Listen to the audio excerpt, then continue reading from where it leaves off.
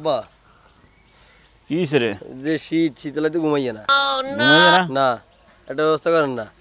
এরে শীতের লাইতে তোরা এই যে ব্লেজার কিনে দিছি এত টাকা দিয়ে। কত টাকা খরচ করে ব্লেজার কিনে দিছি? তো এগিন কি হনি?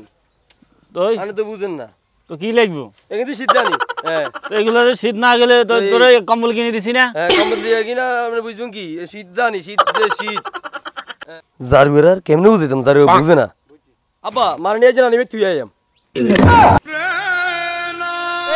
তুই এই খবর নিয়ে আইছিস আমার কাছে। এই খারাপ